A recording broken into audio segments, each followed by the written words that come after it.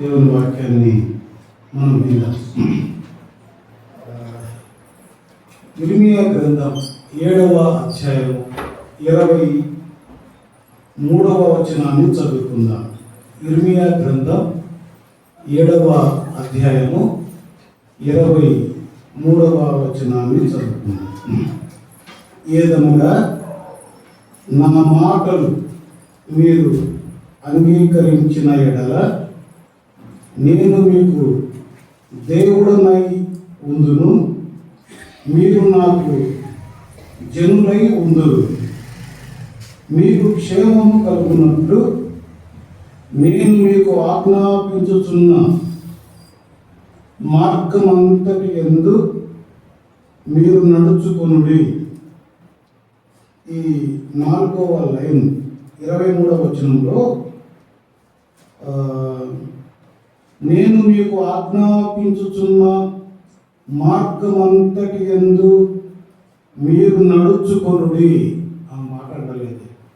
ఈ మాట చెబుదాం ఈ రోజున. ఈ పాప బర్త్డే సందర్భంగా చిన్న సందేశం. సహజంగా ఒక పిల్లల పట్ల మన ఆలోచన, మన కోరిక, మన వైఖరి చాలా చాలా విచిత్రంగా ఉంటాయి. ఆ తల్లిదండ్రుల దగ్గరికి వెళ్ళగలిగితే వారు చాలా చాలా చెప్తారు. మీ బిడ్డల పట్ల పరిస్థితి, మీరు ఏమనుకుంటున్నారో, ఏమి ఆకాంక్షిస్తున్నారో మీ బిడ్డల ఎడల అంటే చాలా గొప్పగా హై ఎక్స్పెక్టేషన్స్ వారు పెట్టుకుంటారు పిల్లల మీద. అయితే ఒక మనిషికి బ్రతకడానికి సాధారణంగా గాలి, నీరు, వెలుతురు ఇవి అవసరం ప్రాథమికంగా. అట్లానే పుట్టిన బిడ్డ ఆమె పెరిగి పెద్దదైన తర్వాత ఆమెకు వాక్యం అవసరం. అప్పుడు ఆమెకు వాక్యము అర్థమవుతుంది. ఇప్పుడు ఆమెకి ఏం చెప్పలేదు. ఏది చెప్పుకున్నా సంఘానికి చెప్పుకోగలం, లేదా వారి తల్లిదండ్రులకు వాక్యాన్ని చెప్పుకోగలం.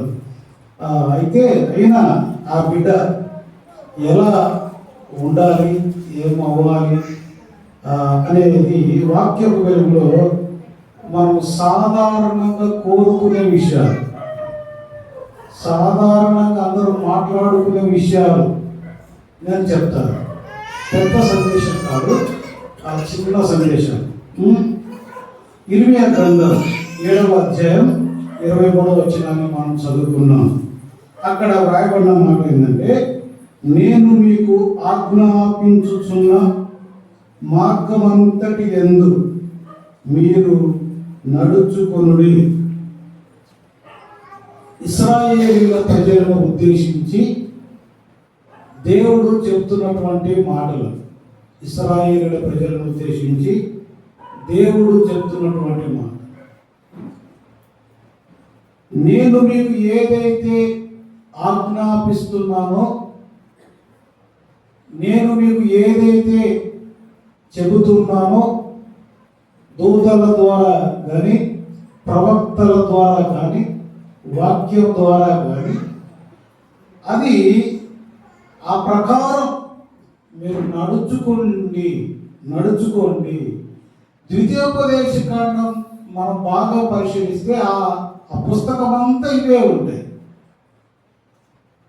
నన్ను సేవించండి, నన్ను ఆరాధించండి, మీరు నడుచుకోండి, ఇలా ఉంటే అలా ఉంటారు, అలా ఉంటే ఇలా ఉంటారు, మీరు బాగుపడాలంటే, క్షేమంగా ఉండాలంటే అని చాలా చాలా విషయాలు. ప్రతిదీ కూడా మనకు ఒక సందేశం, ఒక హెచ్చరికతో కూడిన మాట, లేదా ఒక జాగ్రత్తతో కూడిన మాట, ఒక మనకు ఆశ పెట్టే విధంగా చాలా విషయాలు కనబడతాయి.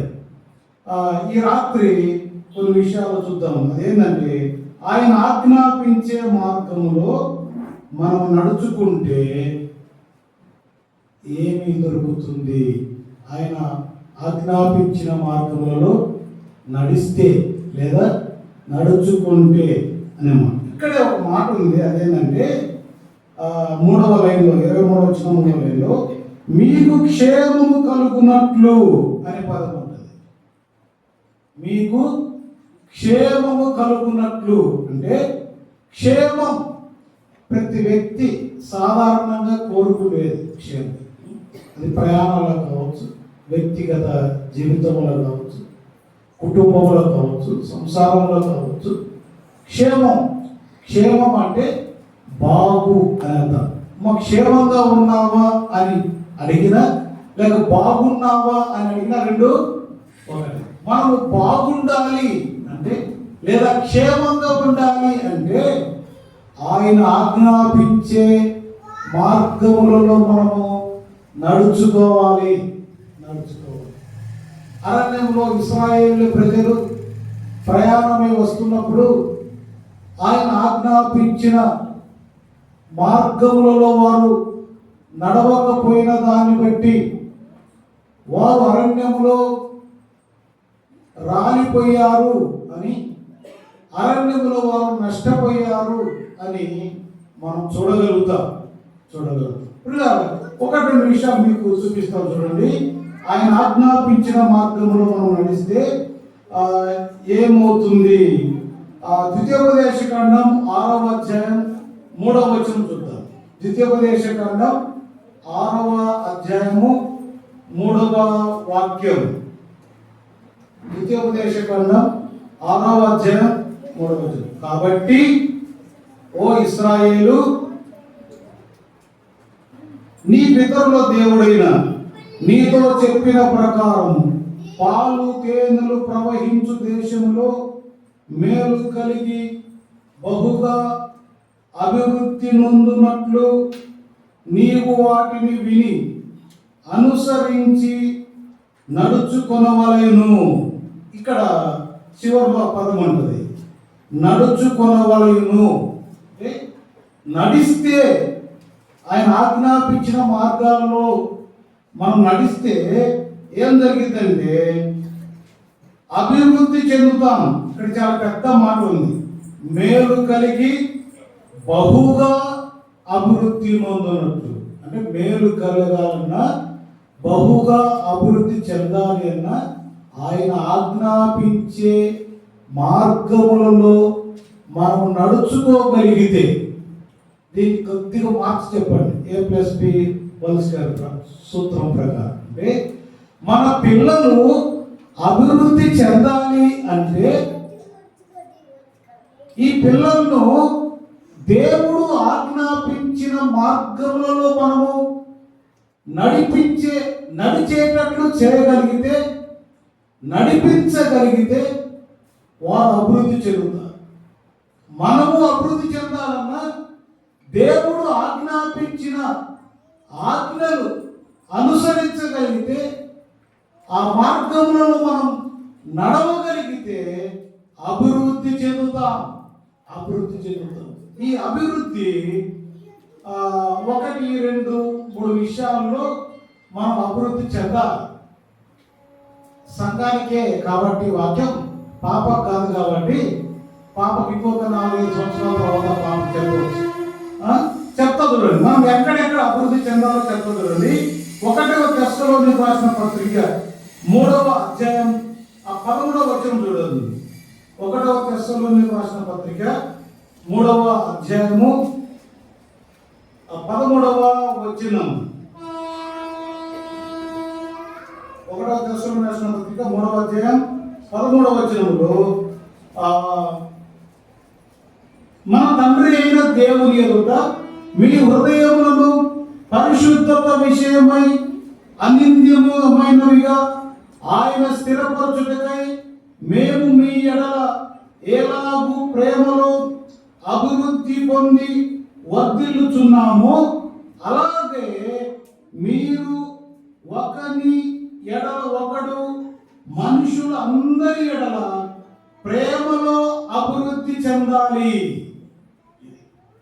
మనం ప్రేమలో అభివృద్ధి చెందాలి. ప్రకటన గ్రంథంలో సంఘంతో దేవుడు చెప్తున్న మాట, మీరు మొదటి ప్రేమను వదిలితే. అంటే ఈ ప్రేమలో ఎదగడం అనేది, వర్ధిల్లడం అనేది ఆ సంఘంలో ఆగిపోయింది. ఒకప్పుడు ప్రేమ ఉంది, ఇప్పుడు ఆ ప్రేమ తగ్గిపోయింది. ఆ ప్రేమ బలహీనపరచబడింది, ప్రేమలు తగ్గిపోయాయి. ఎక్కడ చూసినా, ఏ కుటుంబాల్లో బంధుత్వంలో చూసినా ఒకప్పుడు ప్రేమలు లేవు బ్రదర్. ఇప్పుడు సంఘాలలో కూడా ఒకప్పుడు ప్రేమలు లేవు బ్రదర్ అంటారు. పరిస్థితులు ఎలా ఉన్నా ఇక్కడ ఉన్న మనము సంఘంగా ఎక్కడ ఎదగాలి? ప్రేమలో ఎదగాలి. మన మాట అభివృద్ధి చెందాలి, ప్రేమలో అభివృద్ధి చెందాలి. మనము ఆర్థికంగా అభివృద్ధి చెందడానికి ప్రయత్నం చేస్తుంటాం. ఆస్తులు అంతస్తులు సంపాదించడానికి, కూడబెట్టడానికి, వాటిని పెంచడానికి, అవి డబల్ చేయడానికి, త్రిబుల్ చేయడానికి ప్రయత్నం చేస్తాం. ప్రేమను పంచడానికి, ప్రేమలో ఎదగడానికి, అభివృద్ధి చెందడానికి మనం ఏమైనా ప్రయత్నం చేస్తున్నామా? ఏమైనా ప్రణాళికలు రచిస్తున్నామా? ప్రియులారా, ఇంకొక మాట కూడా చెప్తా. ఒకటి, మనం ప్రేమలో అభివృద్ధి చెందాలి. రెండవ తెస్సలోనికీయులకు రాసిన పత్రిక 1వ అధ్యాయం 3వ వచనం, సహోదరులారా, మేము ఎల్లప్పుడూ మిమ్మల్ని గురించి దేవునికి కృతజ్ఞతాస్తుతులు చెల్లించుటకు బద్ధులమై ఉన్నాము. ఇది యుక్తమే. ఏలైనగా మా విశ్వాసము బహుగా అభివృద్ధి పొందుచున్నది. ఇవ్వండి, మా విశ్వాసము బహుగా అభివృద్ధి చెందుతున్నది. ఏమి అభివృద్ధి చెందుతున్నది? విశ్వాసం. ఒకసారి ఏం చేసినా చేయకపోయినా వయసు అయితే పెరుగుతూనే ఉంటుంది, ఆకారం కూడా ఒక్కోసారి పెరుగుతూనే ఉంటుంది. ఆశించినంత ఆకారం వచ్చినా రాకపోయినా వయసు పెరుగుతూ ఉంటుంది, ఆకారం కూడా పెరుగుతూ ఉంటుంది. కానీ పెరగవలసింది భక్తి. అందులో ప్రాముఖ్యంగా చెప్పబడిన మాట ఈ రోజు కోసం, విశ్వాసములో అభివృద్ధి చెందాలి. మత్తయి సువార్త 8-9 అధ్యాయాల్లో ప్రభు అయిన యేసుక్రీస్తు వారు చెప్తారు, ఇశ్రాయేలీయులలో ఇంతమంది భక్తి పరులు ఉన్నారు, ఇంతమంది నా చుట్టూ శిష్యులు ఉన్నారు, నన్ను ప్రేమించేవారు ఉన్నారు, అభిమానించేవారు ఉన్నారు, వెంట వచ్చేవారు ఉన్నారు, కానీ ఇదిగో ఇతరులో ఉన్నంత విశ్వాసం మీలో నేను చూడలేదు. మీ అందరికంటే ఇతనే ఎక్కువ విశ్వాసం చూపిస్తున్నాడు, ఇతనే ఎక్కువ విశ్వాసం కలిగి ఉన్నాడు అని ప్రభు అయిన యేసుక్రీస్తు వారు సాక్ష్యం ఇచ్చాడు. ఈ రాత్రి వాక్యం వింటున్న వాళ్ళారా, ఈ బర్త్డే కూడికలో చెప్పబడుతున్న మాట, మనము విశ్వాసంలో అభివృద్ధి చెందవలసిన వారమై ఉన్నాం. ఈ విశ్వాసాన్ని మనం కాస్త రిపేర్ చేయాలి. ఇది కొద్దిగా తుప్పు పట్టింది విశ్వాసానికి. ఏదో జరిగిద్దిలే, ఎట్లా జరగాలనుకుంటే అట్లా జరిగిద్దిలే, దేవుడు ఏది చేయాలనుకుంటే అది చేస్తారులే, మనకు ఏది రాసి పెట్టింటే ఈ పట్టుకొని ఇంకా విశ్వాసాన్ని బీరువాలు పెట్టి తల వేసేసాము. అమ్మ నువ్వు అక్కడ నుండి బయటికి రావాలి, నువ్వు వస్తే మళ్ళా ఎర్ర సముద్రం చేర్చడమో, యోర్దాను నది పాయలవడమో, సూర్యుడు గిబియోనులో ఆగిపో అంటే ఆగిపోవడం, ఇటువంటి కార్యాలు జరుగుతాయి. అంత కార్యాలు వద్దులే, దేవుడు ఏది చేయాలనుకుంటే చేస్తా ఉంటాడనే దానికి మనం అలవాటు పడిపోయాం. ఇంకా విశ్వాసానికి పనిపెట్టడం లేదు, విశ్వాసాన్ని చూపించడం లేదు, విశ్వాసాన్ని మనం ప్రదర్శించడం లేదు. పిల్ల, దేవుడు నా జీవితంలో, నా బ్రతుకులో ఈ కార్యం చేస్తాడు అనే విశ్వాసాన్ని మనము చెప్పగలగాలి. ఇంకొక మాట కూడా చెప్తాను. ఎఫెసీయులకు రాసిన పత్రిక 4వ అధ్యాయము 16వ వచనం చూద్దాం. ఎఫెసీయులకు రాసిన పత్రిక 4వ అధ్యాయము 16వ వచనాన్ని చూద్దాం. ఆయన శిరస్సు అయి ఉన్నాడు, ఆయన నుండి సర్వ శరీరము చక్కగా అమర్చబడి తనలోనున్న ప్రతి అవయవము తన పరిమాణము చొప్పున పరిచేయుచుండగా ప్రతి కీలు వలన కలిగిన బలము చేత అతుకబడి ప్రేమయందు తనకు క్షేమాభివృద్ధి కలుగునట్లు, ఇక్కడ చూడండి, తనకు క్షేమాభివృద్ధి కలుగునట్లు శరీరమునకు, ఈ మాట చేసుకోండి, శరీరమునకు అభివృద్ధి కలుగజేసుకొనుచున్నది. అంటే ఇక్కడ శరీర అభివృద్ధి. ఎఫెసీయులకు రాసిన పత్రికకు మరొక పేరు ఏంటంటే ఇది యేసుక్రీస్తు సంఘానికి సాదృశ్యం. ఆ సంఘానికి మరొక పేరు ఏంటంటే ఆయన శరీరం. ఆయన శరీరం అభివృద్ధి చెందాలి అనగా ఆయన సంఘం అభివృద్ధి చెందాలి. సంఘం అంటే ఒక విశ్వాసి ఎప్పుడైతే ప్రేమలో వర్ధిల్లుతాడో, ఒక విశ్వాసి ఎప్పుడైతే విశ్వాసంలో అభివృద్ధి చెందుతాడో అప్పుడు ఆటోమేటిక్గా సంఘం అభివృద్ధి చెందినట్లే. ఇక్కడ సంఘము ఆధ్యాత్మికంగా శారీరకంగా శరీరం అని వ్రాయబడింది కాబట్టి మనం శారీరకంగా మానసికంగా ఎదగాలి, అభివృద్ధి చెందాలి. లూకా సువార్త 2వ అధ్యాయం చివరి వచనంలో వయసు యందు పెద్దల యందు చిన్నల యందు ఎదగాలి, వర్ధిల్లుచూ ఉండేదనే మాట వ్రాయబడింది. అక్కడక్కడ మనం చూస్తుంటాం, బాగా పొడవు ఆటి వాళ్ళని చూస్తుంటాం, బాగా కొద్దిగా పొట్టి వాళ్ళని చూస్తుంటాం అక్కడక్కడ. ఇంకా అక్కడక్కడ చాలా రేర్గా సర్కస్లలోనూ అక్కడక్కడ ఎక్కడైనా గుర్జారి వాళ్ళని చూస్తాం. ఇక్కడ ఆ పదం వాడతారా అంటే చాలా పొట్టిగా 3 అడుగుల వాళ్ళు ఉంటారు, 2.5-3 అడుగులలో ఉంటారు. అంటే వారికి వయసు అభివృద్ధి పొంది వారు పురుషులైతే వారికి మిసాలు వస్తాయి, గడ్డాలు వస్తాయి, కానీ 3 అడుగులు మించి ఉంటారు. అంటే వారికి ఏం అభివృద్ధి లేదు, శరీర అభివృద్ధి లేదు. వయసులో పెరుగుతూ ఉన్నారు, ఆకారం కూడా లావు కనబడతారు, కానీ శరీర అభివృద్ధి అంటే ఆ పొడవులు ఆ ఎదుగుదల లేదు. ఈ రోజున మనం ప్రేమలో అభివృద్ధి చెందవలసిన వారమై ఉన్నాం, విశ్వాసంలో అభివృద్ధి చెందవలసిన వారమై ఉన్నాం. శరీరంగా అది భౌతికమైన శరీరమే కావచ్చు, ఆత్మ సంబంధమైన సంఘము అనబడే శరీరము కావచ్చు. ఈ రంగాల్లో మనం అభివృద్ధి చెందాలి. తర్వాత ప్రియులారా, నేను దాటిపోతాను టైం.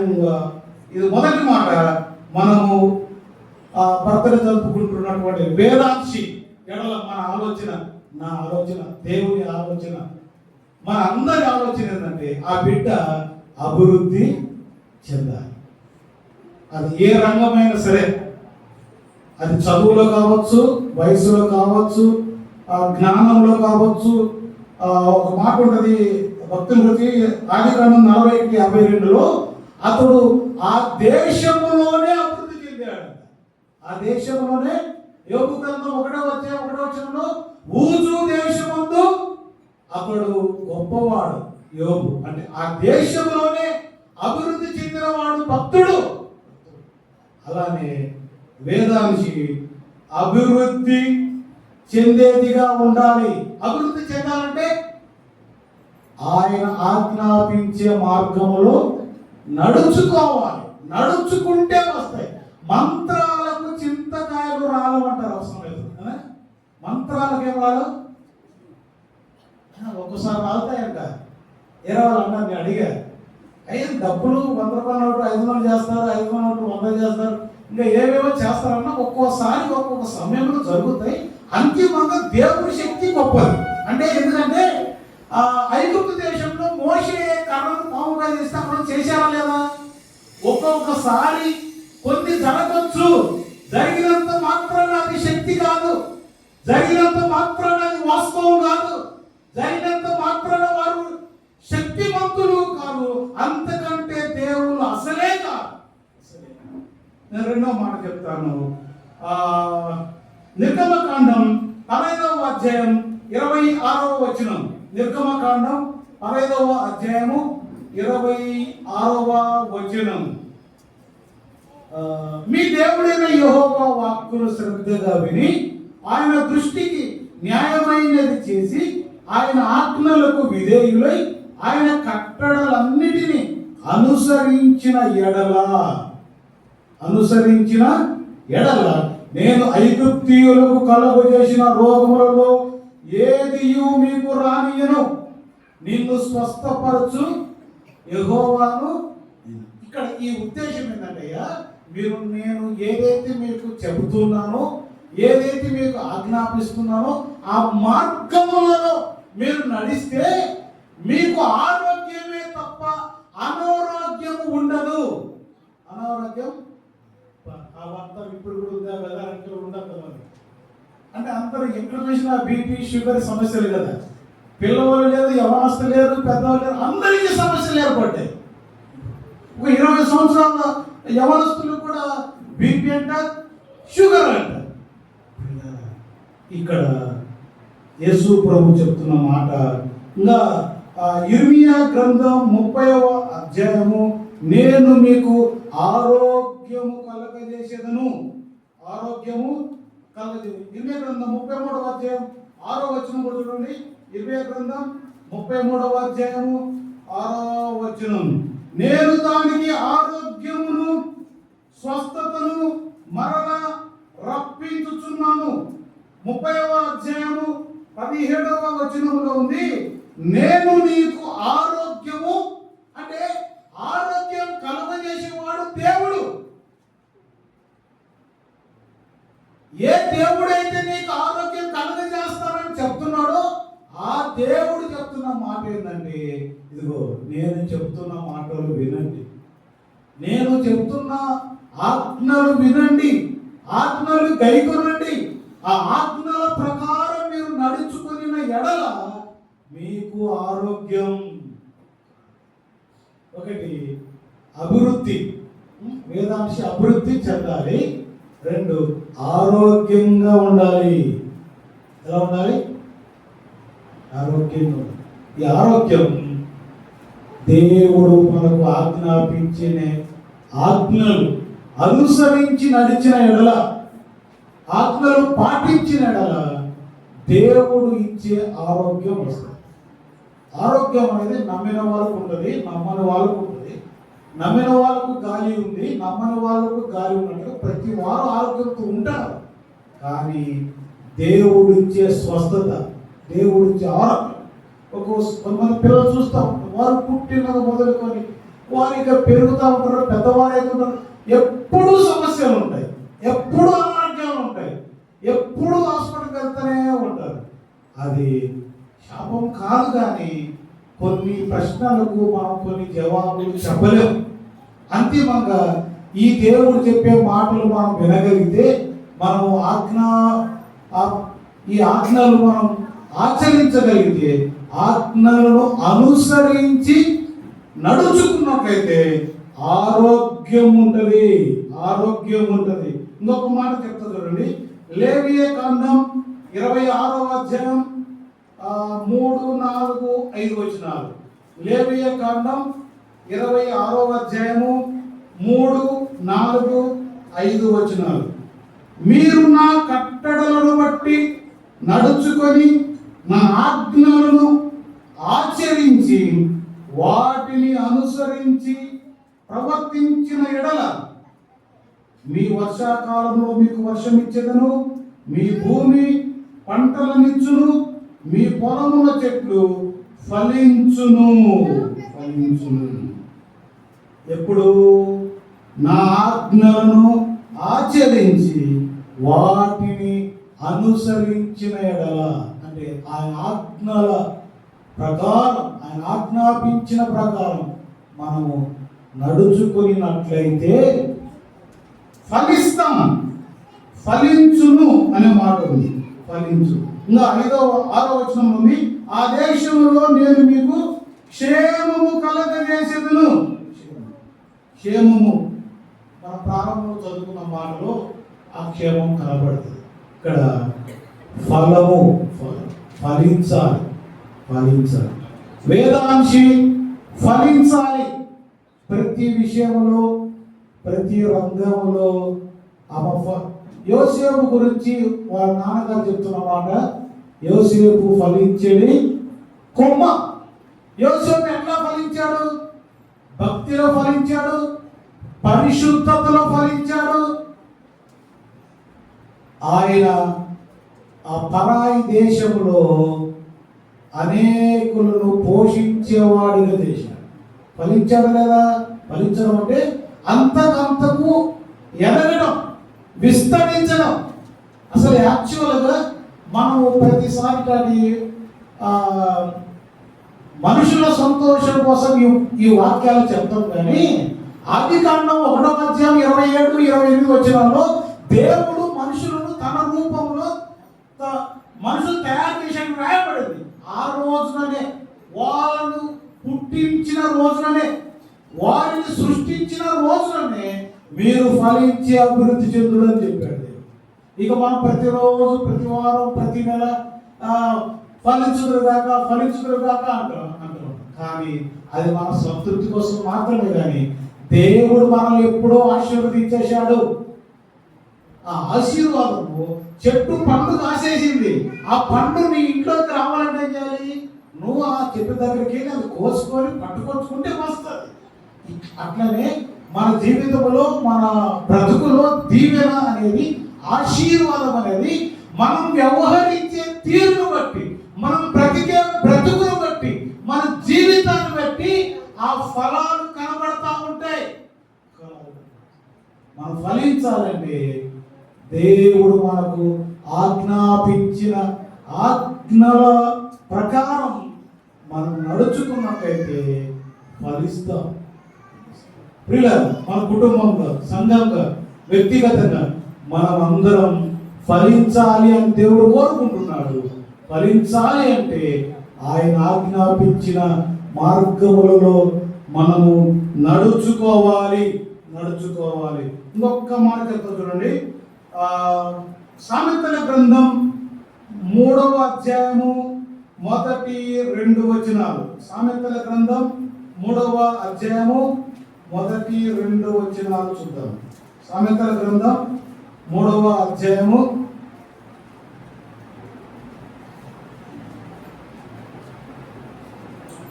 నా కుమారుడా, నా ఉపదేశమును మరొకము, నా ఆజ్ఞలను హృదయపూర్వకముగా గైకొనుము.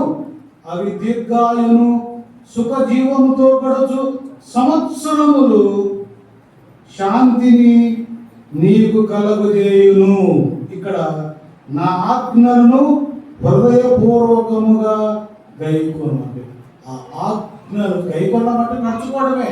నడుచుకున్న వారిని గైకొన్నారంటారు, ఆచరించిన వారు అంటారు, నడిచిన వారు అంటారు. ప్రియులారా, మనం ఆయన ఆజ్ఞల ప్రకారం నడుచుకున్నట్లయితే ఇక్కడ ఏముంది? సుఖ జీవముతో గడుచు సంవత్సరములు అని ఉంది.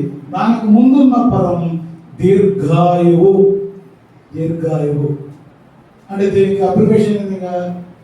ఎల్లకాలము జీవిస్తారు,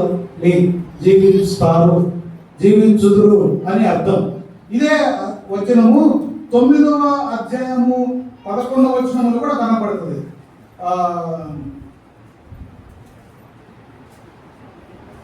సామెతల గ్రంథం 9:11 నా వలన నీకు దీర్ఘాయువు, నీవు జీవించు సంవత్సరములు.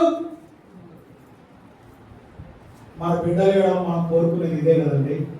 బిడ్డ సుఖ జీవంతో గడిపే సంవత్సరములు.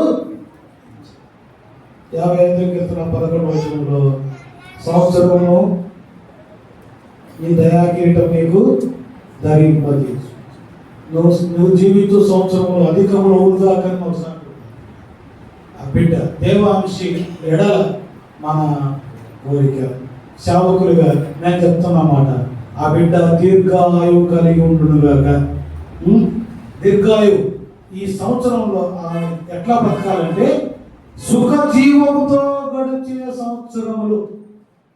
సుఖం అంటే సంతోషం, ఆనందంతో కూడిన జీవితం, బ్రతుకు ఆ బిడ్డ కలిగి ఉండాలని నా హృదయపూర్వకంగా కోరుకుంటున్నాను. ఇప్పుడు ఏమేమి చెప్పానంటే, 1 అభివృద్ధి, 2 ఆరోగ్యం, 3 ఫలం, 4 దీర్ఘాయువు. ఈ దీర్ఘాయువు కలిగి ఉండాలన్నా, ఫలించాలన్నా, ఆరోగ్యం కలిగి ఉండాలన్నా, అభివృద్ధి చెందాలన్నా ఏముండాలి? మనం చదువుకున్నమాట ఇర్మీయా గ్రంథం 7:23 నేను నీకు ఆజ్ఞాపించు మార్గములలో నువ్వు నడుచుకొనిన ఎడల రండి 7వ అధ్యాయము 23వ వచనంలో 7వ అధ్యాయం 23వ వచనంలో ఆ మాట రాయబడింది. ఆ మాట రాయబడమని మీకు క్షేమం కలుగునట్లు నేను మీకు ఆజ్ఞాపించుచున్న మార్గమంతటి యందు మీరు నడుచుకుంటే ఏమొచ్చిందంటే ఈ గుర్తుపెట్టుకోండి. బైబిల్ అంతా గుర్తుపెట్టుకోకపోయినా ఇప్పుడు చెప్పిన ఈరోజు గుర్తుపెట్టుకుంటే చాలు. ఆయన ఆజ్ఞాపించిన మార్గంలో నడుచుకుంటే అభివృద్ధి చెందుతాం, ఆరోగ్యం పొందుకుంటాం, ఫలిస్తాం, దీర్ఘాయువు కలిగి ఉంటాం. ప్రియులారా, నా మాట చూపిస్తున్నాను. నాకు చిన్న 30 నిమిషాలు అయిపోయింది అనుకుంటున్నాను. ఈ మాటలు గుర్తుపెట్టాలి. తల్లిదండ్రులుగా మనం ఎలాంటి తల్లిదండ్రులుగా ఉండాలో ఒక 2 విషయాలు చెప్పి నా మాట ముగిస్తాను. చూడండి యోబు గ్రంథం 1వ అధ్యాయం 5వ వచనంలో, యోబు గ్రంథం 1వ అధ్యాయం 5వ వచనంలో చూడండి, వారి విందు దినములు పూర్తిగా యోబు తన కుమారులు పాపం చేసి తమ హృదయములలో దేవుని దూషించిరేమో అని వారిని పిలువనంపించి వారిని పవిత్రపరిచి అరుణోదయమును లేచి వారిలో ఒక్కొక్కరి నిమిత్తం దహన బలి అర్పించుతూ వచ్చెను. అనగా ప్రార్థన. తల్లిదండ్రులుగా బిడ్డల కోసం మనం ప్రార్థన చేయాలి. ప్రార్థన చేసే తల్లిదండ్రులుగా ఉండాలి. సుసన్న అనే తల్లి, ఆమెకు 18 మంది సంతానం. అంటే ఆమె రాత్రి ఇంకా ప్రారంభిస్తే తెల్లారి వరకు ఒక్కొక్క బిడ్డ దగ్గరికి వెళ్ళి సపరేట్గా ఒక్కొక్క బిడ్డ మీద చేయబెట్టి ప్రార్థన చేసేది. ఆ ప్రార్థన చేసి అందరి ఇక్కడికి వచ్చి ప్రార్థన చేసి ఆమె సరికి తెల్లారిపోయింది. ఒక్కోసారి పొద్దు కూడా ఎక్కిద్దంట. ఆమె కడుపులో పుట్టిన బిడ్డలు దేశాన్ని నిజంగా తలకిందులు చేసేవారే. ఆ రోజు అపోస్తులను చూసి ఇదిగో దేశమును తలకిందులు చేయవారిక్కడికి వచ్చిన్నారన్నారు. అది నిజంగా మన తరంలోనే కొద్దిగా ముందు చార్లెస్ వెస్లీ అనే వారు ఇంగ్లాండ్ దేశాన్ని కదిలించారు. వారు చనిపోయిన తర్వాత కూడా ఇంగ్లాండ్ దేశంలో 300 సంవత్సరాల ఉద్యమం కొనసాగిందంటే వారు చనిపోయిన, అంటే వారి ప్రభావం, వారి భక్తి, వారి విశ్వాసం అలా ఉన్నదంట పిల్లలు. కాబట్టి మన బిడ్డల విషయాల్లో మనం ఎప్పుడు కోరికలు కోరుతా ఉంటాం, ఆశలు కలిగి ఉంటాం, ప్లాన్లకు ఇస్తాం, కానీ ప్రార్థన చేయాలి. మీరు ప్లాన్లకు ఏకపోయినా పర్వాలేదు, కానీ ఏ ఆశ పెట్టుకోకపోయినా మీరు ప్రార్థన చేయగలిగితే దేవుడే నడిపిస్తాడు. ఏం చేయాలో, ఎలా వెళ్ళాలో, ఎట్లా ముందుకు వెళ్ళాలో అన్ని విషయాల్లో దేవుడే నడిపిస్తాడు. ఒకటి ప్రియులారా, 1వ సమూయేలు గ్రంథం 1వ అధ్యాయము 26-27 వచనాలు ఉంటుంది. 1వ సమూయేలు గ్రంథం 1వ అధ్యాయము 25. వారు ఒక కోడిని వధించి పిల్లవాడిని ఏలీ యొద్దకు తీసుకొని వచ్చెను. పిల్లవాడిని ఏలీ సేవకుని యొద్దకు తీసుకొచ్చాను. సేవకుడు మందిరంలో ఉన్నాడు. అంటే ఆ పిల్లవాడిని ఎక్కడ తీసుకొచ్చారు? మందిరంలోనికి తీసుకొచ్చారు, మందిరంలో విడిచిపెట్టారు. ఈరోజు మన పిల్లల్ని మందిరానికి తీసుకొని నడిపించే వారిగా ఉండాలి. ప్రాసపసం చెప్తున్నాను, ప్రార్థించే వారిగా ఉండాలి. 2, నడిపించే వారిగా ఉండాలి. చాలా మంది మీరు ఎలా చర్చకి మేము ఉంటాం, మాకు చాలా పనులు ఉన్నాయని అంటారు. దేవుని దయ వల్ల మనకు అన్ని కార్యక్రమాలు స్టార్ట్ చేశారు సంఘంలో. విరివిగా సండే స్కూల్ కార్యక్రమం జరుగుతుంది. ఆ పిల్లలకు ఇప్పుడు చెప్పే కథలు, స్టోరీలు ఏమి అర్థం కావు. అయినా చెప్తా ఉంటే, నేర్పిస్తూ ఉంటే ఏదో ఒకటి ఫలిస్తాయి. వీళ్ళకి అర్థం కాదన్నా, ఇప్పుడు వీళ్ళకి ఏం స్టోరీ చెప్పాలని మనం నెలకొన్నాం అనుకో, ఇంకా మనం ఏం చేయాలి? వాళ్ళకి ఇక్కడ కూర్చోబెట్టి కుర్చీలు అట్లా ఆడిపించి పంపించాలి. వాళ్ళకి అర్థమైనా కాకపోయినా, నేర్చుకోకపోయినా ఇక్కడ నేర్చుకునేంత పెద్ద పిల్లలు చిన్న పిల్లలే. ఒక పెద్ద భక్తుడు అంటాడు, చిన్న పిల్లలను సండే స్కూల్ పిల్లలను పట్టుకొని మీరు నారుబడి ఈ నారుమడి తీసుకెళ్ళి నాటితే అది మొక్కై గింజలిస్తుంది అన్నారు ప్రియులారా. అందుకని మీ పిల్లలు ఎవరెవరికి పిల్లలు ఉన్నారో ప్రతి ఒక్కరు 9 గంటల కల్లా మీరు వీలైతే మీరు కూడా రెడీ అయ్యి వచ్చి ఇక్కడ కూర్చోండి, లేక తీసుకొచ్చి విడిచిపెట్టి వెళ్ళి మళ్ళీ 10 గంటల కల్లా తిరిగి రండి. అది చేస్తే దేవుడు దీవిస్తాడు, ఆశీర్వదిస్తాడు. పిల్ల ఒకటి తల్లిదండ్రులు ప్రార్థించే వారిగా ఉండాలి, 2 దేవుని సన్నిధికి నడిపించే వారిగా ఉండాలి. తర్వాత సామెతల గ్రంథం 13:24లో అవసరాన్ని బట్టి బెత్తం వాడే తల్లిదండ్రులుగా ఉండాలి. బెత్తం వాడేవారు ఈరోజు బెత్తం ఎవరు పట్టుకోవడం, చెరువులు పట్టుకుంటున్నారు బెత్తానికి బదులు. అందరూ పెద్దోళ్ళకి చెరువులే, పిల్లవాళ్ళు చెరువులే. ఇంట్లో గోడ తగ్గాలంటే వాళ్ళు చెల్లిస్తే చాలంట, అంతే. వాళ్ళు అన్నం తినాలంటే చెల్లిస్తే చాలు, అంతే. ఒక్కోసారి అసలు పిల్లలకు మనం చెప్పలేని పరిస్థితి వస్తుంది. ఎందుకంటే ఉదాహరణకోటి పిల్లలు చర్చికి రారు. అరే పిల్లలు నువ్వు చర్చికి పోవాలంటే వాడు అడుగుతాడు, ఎందుకని నువ్వు వెళ్తే నువ్వు రావట్లేదు అంటాడు. అందుకని మనం చెప్పాలి. పిల్లలకు కూడా మీరు అది చేయకండి, మొబైల్ పట్టుకోవాలని చెప్పాలి. ఎందుకు చెప్పాలంటే ఈ వదిలి పెట్టరు.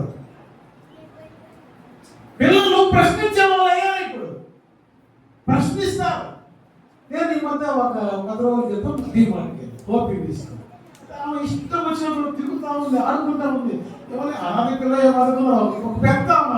నేనేమో ఒకసారి ఉంటే ఆమె మాట్లాడుతూ ఉంది. మీ డాడీ ఏరి, మీ మమ్మీ ఏరి అంటే మా డాడీ అని అక్కడ చూపించింది. అంటే ఆమె జవాబు దొరికిందా, వెంటనే హోపి మీ డాడీ ఏడి అన్నది. ఏమంటే మీ డాడీ, మా డాడీ ఏడమ్మా పైకి పోయినాడు, ఎప్పుడు వస్తానన్నారు.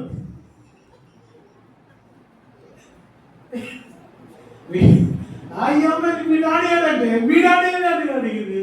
నన్ను చూపించి మళ్ళా మా డాడీ ఏడమ్మ పైన ఉన్నాడంటే ఎప్పుడు వస్తాడు అని అడుగుతారు. అంటే వీళ్ళు అడుగుతా ఉన్నారు, ఈ రోజున ప్రశ్నిస్తారు. నా టైం 9 అయిపోయింది, చాలు. ఒక 30 to 40 minutes లోపుగా నేను చెప్పాలనుకున్నాను. 8:30కి ఇది క్లోజ్ చేయాలనుకున్న మీటింగ్, కాబట్టి నేను ముగిస్తున్నాను. ప్రియులారా, మనము ప్రార్థించే తల్లిదండ్రులుగా ఉండాలి, దేవుని సన్నిధికి నడిపించే తల్లిదండ్రులుగా ఉండాలి. అవసరాన్ని బట్టి బెత్తం వాడే తల్లిదండ్రులుగా. సామెతలు 22:6 కూడా నేర్పించుమని ఉంటుంది. నీ బాలుడికి నేర్పించువాడు పెద్దవాడైనాగా తెలియవాడు. మనము ఎటువంటి తల్లిదండ్రులుగా ఉన్నామా? ప్రార్థించేవారిగా ఉన్నామా? నడిపించేవారిగా ఉన్నామా? నేర్పించేవారిగా ఉన్నామా? కాబట్టి మనం ముగిస్తున్నాను. ఆ సోదరుని ప్రేమించి చక్కటి పాపనిచ్చాడు. అంతా ముగ్గురిలో కూడా వీ కనపడుతున్నా, అన్ని వీని బట్టి పేరు పెట్టుకున్నట్టున్నారు ముగ్గురు కూడా. వేదాంశి, ఈ వేదాంశి ఎడల దేవుని చిత్తం, దేవుని కోరిక, మన ఆలోచన, మన ప్రణాళిక నేను చెప్పాను. ఏం చెప్పాను?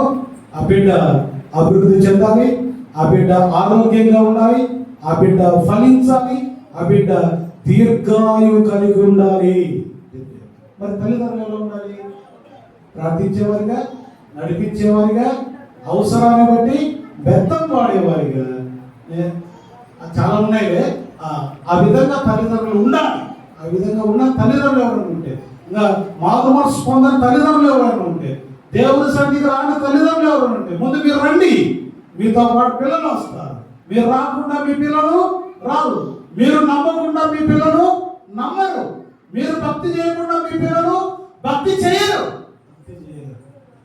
కాబట్టి ఈ మాటలు మనసులో పెట్టి ప్రభు యేసుక్రీస్తు వారిని విశ్వసించని వారు ఉంటే, నమ్మని వారు ఉంటే, నమ్మి ఆత్మరక్షణ పొంది మీరు పరలోక రాజ్యానికి టికెట్ తీసుకొని, మీ పిల్లలకు కూడా పరలోక రాజ్యం టికెట్ తీసుకొని ముందుకు సాగి వెళ్ళాలని ప్రేమతో ఈ మాటలు తెలియజేస్తూ నా మాటలు ముగిస్తున్నాను. దేవుడు ఈ మాటలు దీవించుగాక. సమయాన్ని సేవకులకు అప్పగిస్తున్నాను.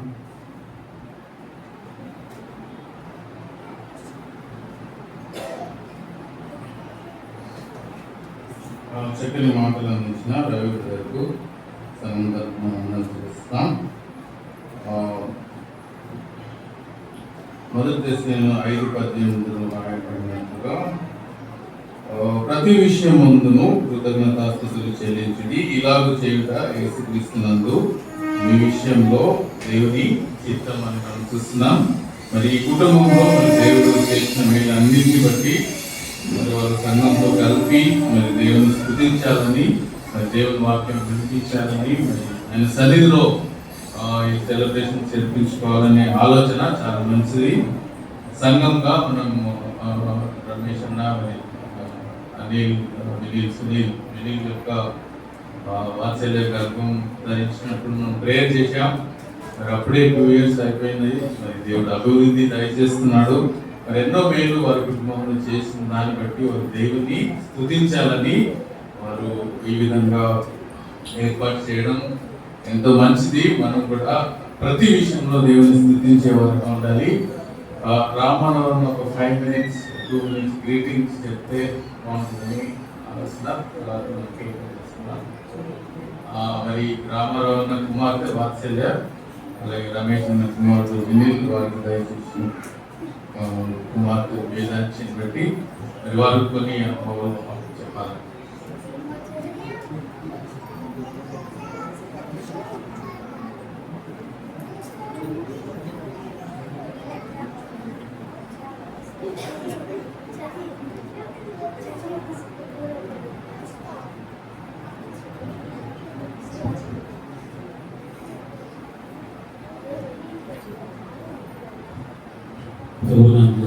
ప్రియులందరికీ యేసుక్రీస్తు నామములో వందనాలు. మా పాప వాత్సల్య మీ అందరికీ తెలుసు, కాలేజ్ గారి వాసులు మేము కూడా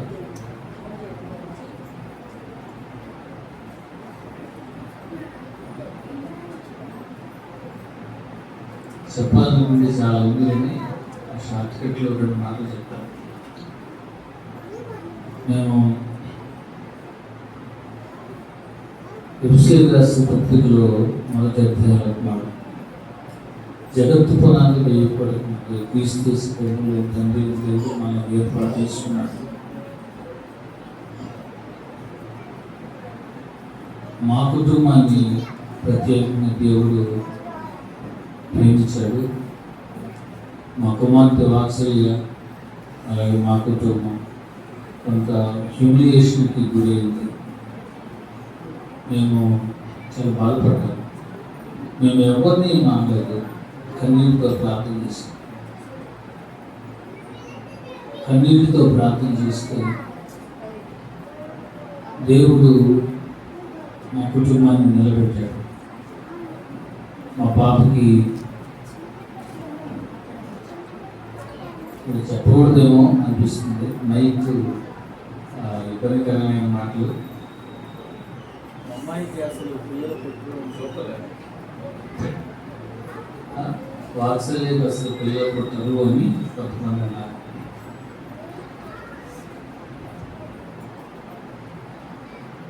మేము ఏం అనలేదు, ఎవరిని ప్రార్థన చేసి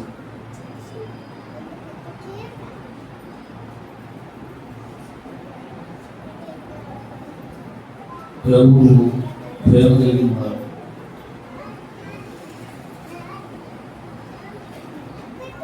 అలాగే మా అమ్మాయి వాత్సల్య ఇప్పుడు పుట్టిన అమ్మాయి కంటే చాలా బలహీనరాలు, వేదాంశ దేశ్ కంటే బలహీనరాలు. వేదాంశ దేశ్ చాలా హుషారు కలిగిన అమ్మాయి. మేము ఎక్స్పెక్ట్ చేయాలి దేవుడు ఇచ్చాడు. ఆ అమ్మాయి ఉన్న హుషారు, చలాగితనం, శక్తి దేవుడు ఇచ్చాడు. ఈ చెప్పుకుంటూ పోతే చాలా అద్భుతాలు, ఆశ్చర్యకార్యాలు చేశారు. మేము ఒకటే చేసాం, మళ్ళీ చెప్తున్నాం, కన్నీటితో ప్రార్థన చేశాం. ప్రార్థన వరం వేదాంశ దేశ్. వాత్సల్యం నిలబడిందంటే ప్రార్థన వరం. మా కోరిక ఒకటే, భార్య భర్తలు వాత్సల్య వినీయులు ఒక మంచి క్రైస్తవ కుటుంబంలో ఎదగాలని ఆశపడుతున్నాను. ఏమి వాళ్ళు వాక్యం ఏం చెప్తుందో అలా జీవించాలని మేము ఆశపడుతున్నాం. దేవుని దాసుని ద్వారా మనం హెచ్చరించబడ్డాం. ఆయన కట్టడలు, ఆయన విధులు అనుసరిస్తూ ప్రార్థనలో ఎదుగుతూ ప్రభు బిడ్డలతో సహవాసం చేస్తూ ప్రభువును ఘనంగా ఆరాధిస్తూ ఒక మంచి దేవుని బిడ్డలుగా క్రైస్తవులుగా వాళ్ళు ఎదుగుతూ మాకు అంతే ఏమంటే కోరుకుంటున్నాం. అలా ఉంటారని మేము ఆశిస్తున్నాము. వేదాంశ గ్రీస్ని బహుగా దీవించారు దేవుడు. దేవుని దాసులు చెప్పినట్లు వేదాంశ గ్రీస్ తప్పకుండా, ఎందుకంటే మేము ప్రార్థన మానము, మేము అసలు ప్రార్థన మానేవాళ్ళం కాదు, వాక్య ధ్యానం మానేవాళ్ళం కాదు. వేదాంశ గ్రీస్ తప్పకుండా మంచి స్థాయిలో ఉంటుంది. నేను ప్రభువు నామాన్ని బట్టి ధైర్యంగా చెప్తున్నాను, వేదాంశ గ్రీస్ని దేవుడు దీవిస్తాడు, హెచ్చిస్తాడు. మనం ఎంత హెచ్చుగా ఉంటామో అంత హంబుల్గా, వినయంగా, ధైర్యంగా మనం తగ్గించుకొని ప్రభు సంఖ్యలో మన బతులమైన ఆ రీతిగా భార్యభర్తలు ఎదగాలని కోరుకుంటున్నాం. మరి ఈ మందిరంలో అబ్రహాం లింకన్ గారు మా ప్రియులు, అత్యంత ఆత్మీయులు, మరి చక్కటి ఫంక్షన్ చేసుకోవడానికి పెద్దలు అంగీకరించారు. హ్యాపీ గారికి, అబ్రహాం లింకన్ గారికి, కుటుంబానికి వందనాలు తెలుస్తున్నాం. మరి మా బిడ్డ కొరకు, మా అల్లుడు వినయ్ కొరకు ఈ ప్రార్థనలో జ్ఞాపకం చేసుకోవాలని కొద్ది మాటలు దేవుడు తెలుస్తున్నాం.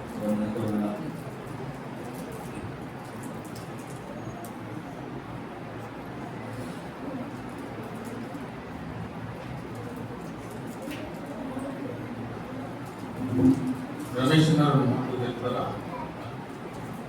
రవి అన్న మరి ప్రేయర్ చేయాల్సిందిగా మనం చేస్తున్నాం. వారు కుటుంబం చాలా మాదిరిగా ఉంటున్నారు, వారు ప్రార్థిస్తున్నాం. రవి అన్న మరి ప్రేయర్ చేయాలి.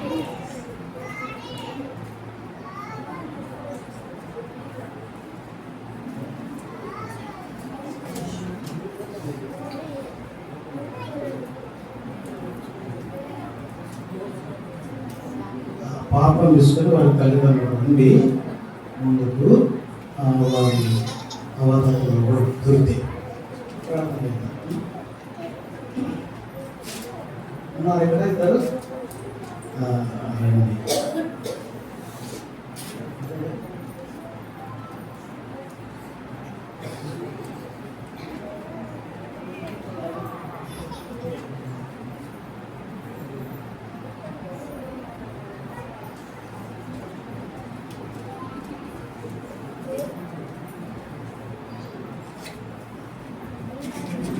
ప్రార్థన చేసుకున్నాం. అన్న వాళ్ళ తల్లిదండ్రులు, అక్క వాళ్ళ తల్లిదండ్రులు కూడా అటు సైడ్ అందుబాటులో ఉండండి. కేక్ కటింగ్ టైం వచ్చి కనబడడానికి అవకాశం. చిన్న ప్రార్థన. ప్రేమ స్వరూపుడైన మా ప్రియ పరలోకపు తండ్రి, మీ ఘనమైన శ్రేష్టమైన నామానికి మా హృదయపూర్వకమైన వందనాలు, స్తుతులు, స్తోత్రాలు చెల్లిస్తున్నాం. మా సోదరుడు విని వాత్సల్య నన్ను ప్రేమించి దేవుడు మీరు అనుగ్రహించిన వేదాంశిని బట్టి స్తుతులు, స్తోత్రాలు. 2 సంవత్సరాల పాటు కాచి కాపాడారు, మీకు వందనాలు. మా జీవితాల్లో మీరు ఏదైనా చేయగలిగిన దేవుడు, అద్భుతాలు ఆశ్చర్యకారాలు చేయగలిగిన దేవుడు. రామరామగా ఇచ్చిన సాక్ష్యాన్ని బట్టి స్తోత్రం. వాత్సల్య సోదరుని మీరు కనికరించారు, దయ చూపించారు, జ్ఞాపకం చేసుకున్నారు. మీరు మీకున్న పేరు ఉన్నదానిని లేనట్టుగా చేయగలిగిన దేవుడు, లేని దానిని ఉన్నట్టుగా చేయగలిగిన దేవుడు. వారిని ప్రేమించి వారి పరిస్థితిని, వారి ఆరోగ్యాన్ని చూడకుండా మీరు గర్భఫలాన్ని ఇచ్చారు. మీకు స్తోత్రం. డాక్టర్లు, బంధువులు, ప్రజలు ఆశ్చర్యపడే విధంగా, సంతోషపడే విధంగా మీరు ఇచ్చిన ఆ గర్భఫలాన్ని బట్టి స్తోత్రాలు. వారు మంచి తల్లిదండ్రులుగా, ప్రార్థించే తల్లిదండ్రులుగా, నడిపించే తల్లిదండ్రులుగా, అవసరాన్ని బట్టి పెద్దవాడి తల్లిదండ్రులుగా ఉండడానికి సహాయం చేయండి. చెప్పబడిన వాక్యం ప్రకారం మా బిడ్డ దీవెనకరంగా ఉండడానికి సహాయం చేయండి. ఈ 3వ సంవత్సరంలో అడుగు పెట్టిన సందర్భంగా ఏర్పరిచిన ఈ స్తుతి కొడుకులు మిమ్మల్ని స్తుతిస్తూ, మిమ్మల్ని మహిమపరుస్తూ, మిమ్మల్ని ఘనపరుస్తూ, మీ నామానికి మహిమ ఘనత ప్రభావం చెల్లిస్తూ యేసు నామంలో అడిగి వేడుకొనుచు ప్రార్థిస్తున్నాము మా ప్రియ పరలోకపు తండ్రి.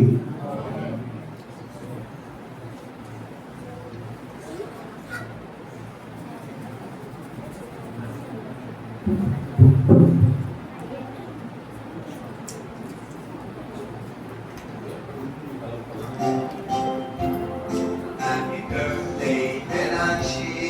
Happy birthday.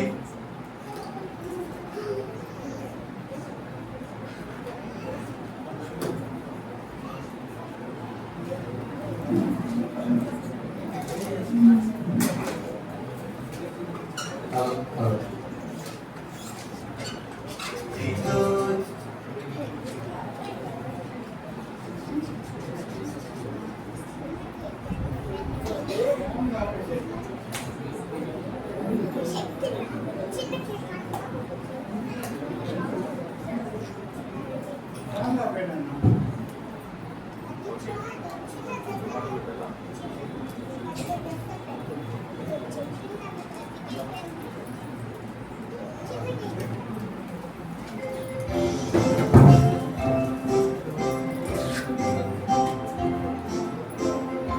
Ramesh aunty Happy birthday, Vedansh వాళ్ళ Melanchi. నానమ్మ Happy అమ్మమ్మ birthday to you. అందరూ Happy birthday, happy birthday, Melanchi.